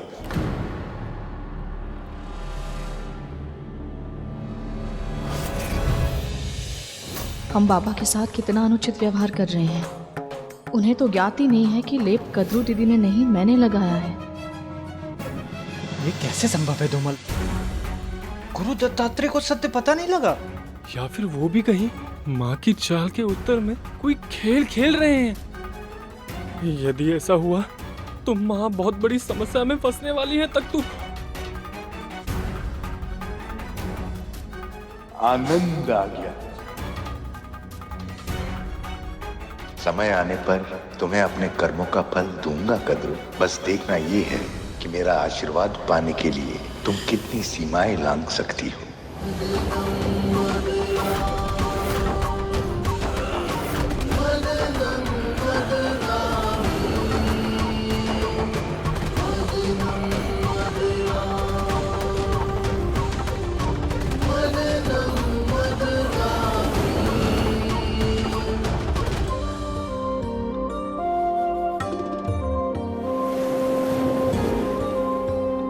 कब तक प्रतीक्षा करवाएंगी माँ? अब तो आ जाइए।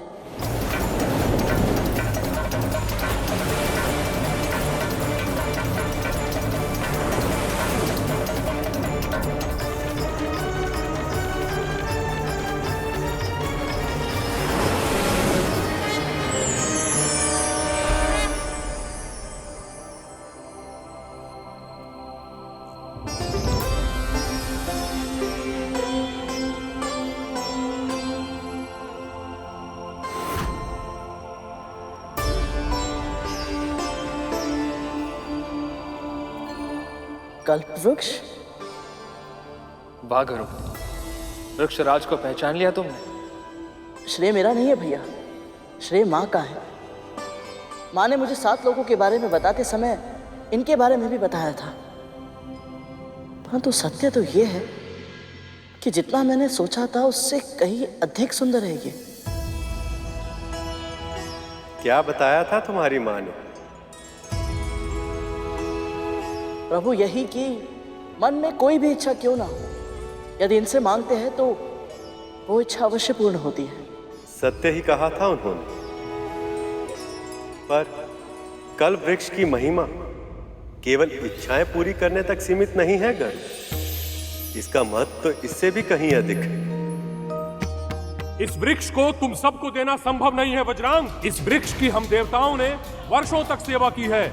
इस पर केवल हमारा अधिकार है। असंभव। स्वर्ग पर केवल हम असुरों का राज है अग्नि, और इस नाते स्वर्ग की प्रत्येक वस्तु पर केवल और केवल हमारा अधिकार है, इस कल्प वृक्ष पर भी। दुखद तो ये है कि जो इसके लिए झगड़ा कर रहे हैं वो ये जानते तक नहीं। बस वज्रांग, रुक जाइए आप लोग।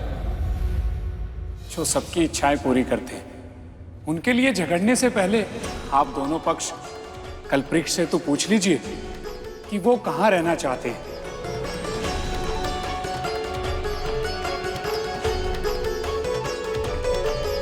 पुत्रों, मुनिवर सही कह रहे हैं। हमें कल्प वृक्ष का आह्वान करना चाहिए। हे वृक्षराज, कृपया सामने आइए।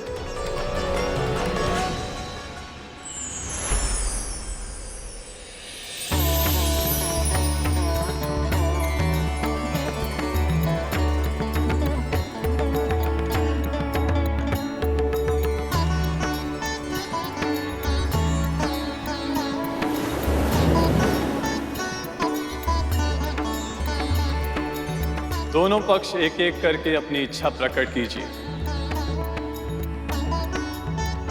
मैं किसी का भी चुनाव करूं, पर आप दोनों की इच्छाएं अवश्य पूरी करूंगा, और इसी क्रम में मैं निश्चित भी कर लूंगा कि मैं किसके साथ रहना चाहता हूं।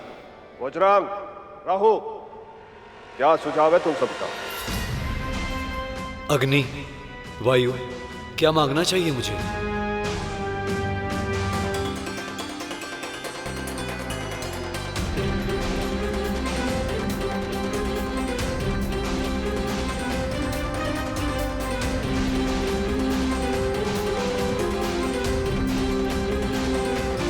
प्रभु को केवल माता लक्ष्मी चाहिए। मुझे मेरी मां की प्रसन्नता। शेष भैया, आप क्या मांगना चाहेंगे कल्प वृक्ष से? मेरे पास मेरे परम पिता परम प्रभु श्री विष्णु है। सब कुछ है मेरे पास, मुझे और कुछ नहीं चाहिए।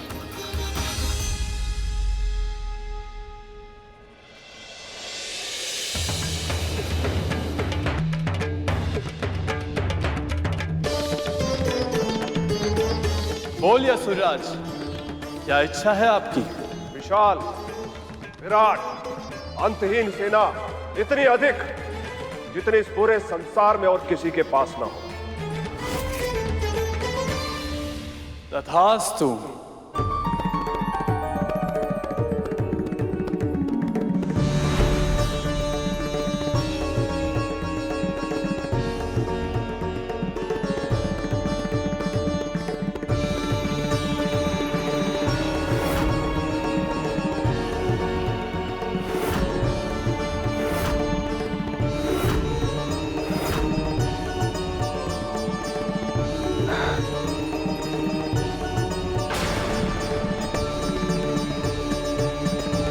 देवराज, शक्ति का पलड़ा तो पहले से ही इन असुरों की ओर झुका हुआ था।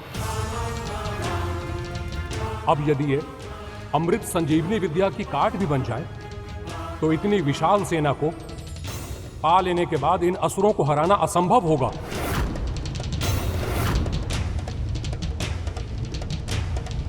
मेरा सुझाव है देवराज की कुछ ऐसा मांगिए जिसकी सहायता से इस असंख्य सेना को एक बार में ही मारा जा सके।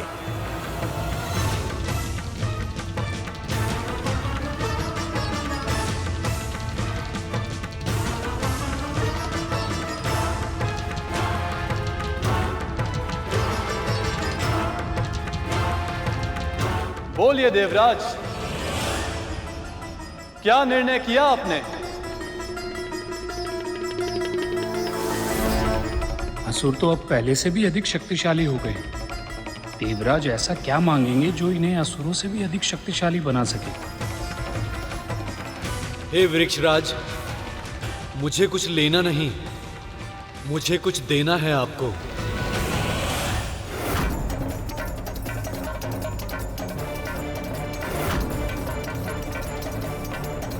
कहीं देवराज इंद्र अपने अहंकार में पुनः कोई भूल न कर बैठे और समुद्र मंथन सफल न हो पाए।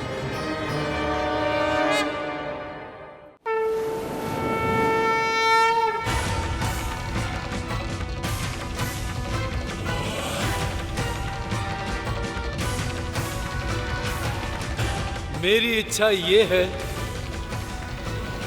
कि मेरा अभिमान, मेरा अहंकार मुझसे दूर हो जाए वृक्षराज।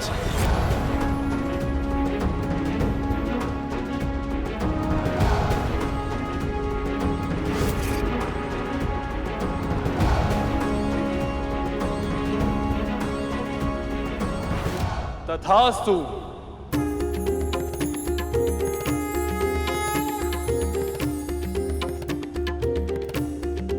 देवराज इंद्र ने भौतिक वस्तुएं ना मांगकर स्वयं के उत्थान के लिए अपने अभिमान का त्याग किया है, इसलिए मैं इन्हीं के साथ रहूंगा।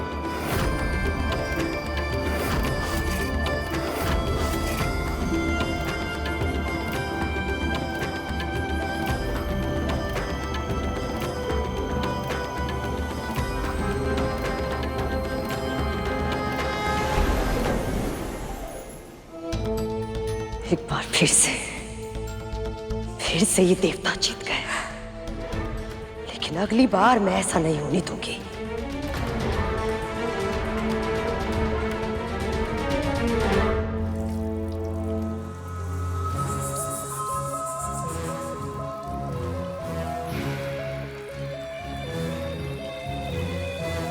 और जल डालो, न जाने कैसी दुर्गंध आ रही है। ऐसा लग रहा है मेरे तन में ही बस गई है। माँ, यदि आज्ञा हो तो एक बात कहें? माँ, बस आप क्रोधित मत होइएगा। हमें ऐसा लगता है कि आप कि उन बूढ़े बाबा के साथ छल नहीं करना चाहिए था।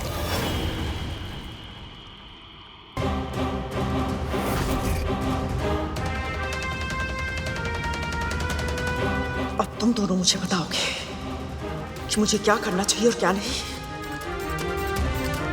जितना बोला है उतना करो, जल डालो।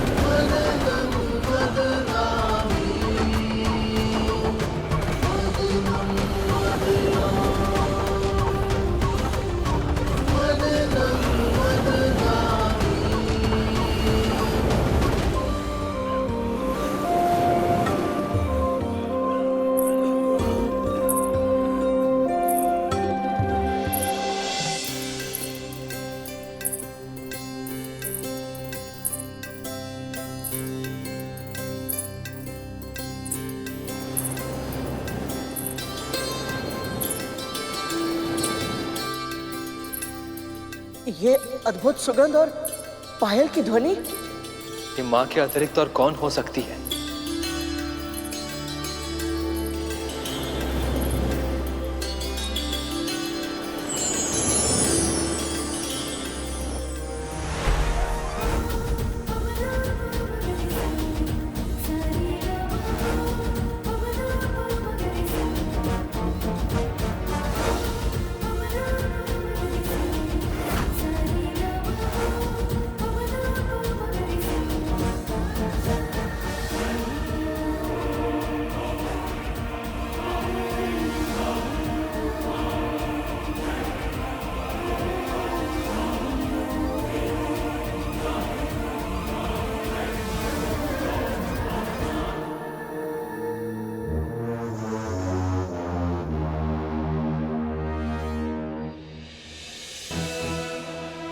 ये स्त्रियां कौन है?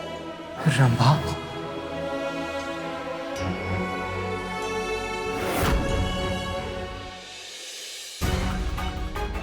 इस रंभा पर तो मेरा ही अधिकार होगा।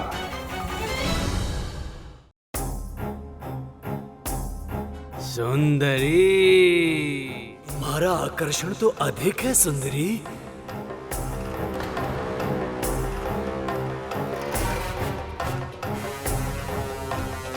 ये आप क्या कर रहे हैं? अप्सराओं को पाने का प्रयास कर रहे हैं।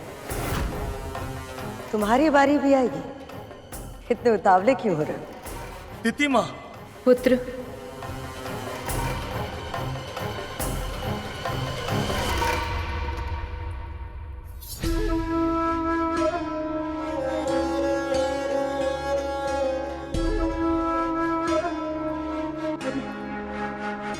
क्या हुआ?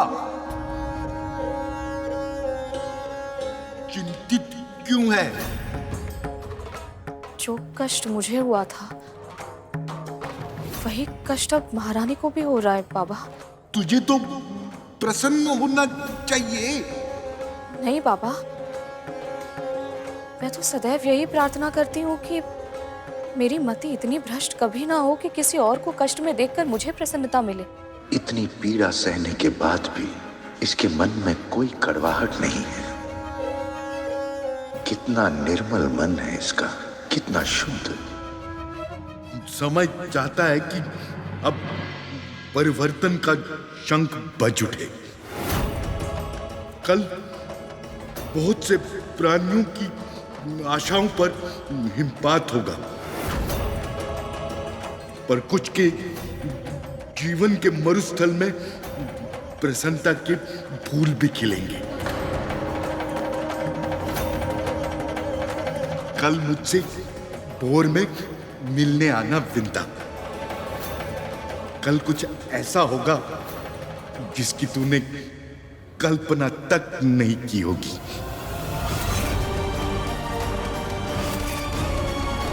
ऐसा क्या होगा कल?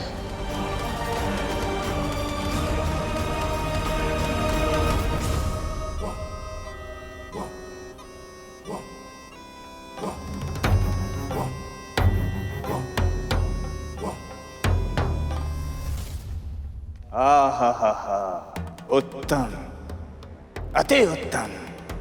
सुंदरी, विवाह कर लो मुझसे। तुमसे ही क्यों, मुझसे क्यों नहीं? पहले प्रस्ताव मैंने दिया है इसे, परंतु देखा ही नहीं, पहले मैंने था। समुद्र के हृदय से निकलते ही ये वज्रांग के हृदय में बस गई।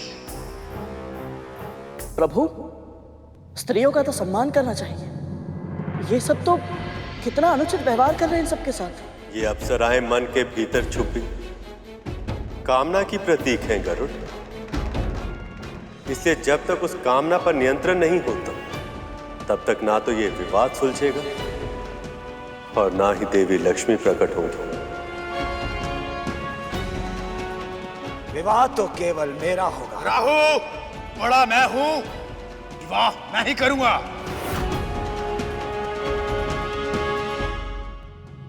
यदि ये अप्सराएं असुरों के पास चली गई तो इन्हें न जाने कितने अपमान सहने होंगे। नहीं, मैं ऐसा नहीं होने दे सकता। मुझे कुछ ऐसा करना होगा ताकि असुर अपनी कामना पर नियंत्रण रखे, अन्यथा ये मंथन पुनः शुरू नहीं हो पाएगा।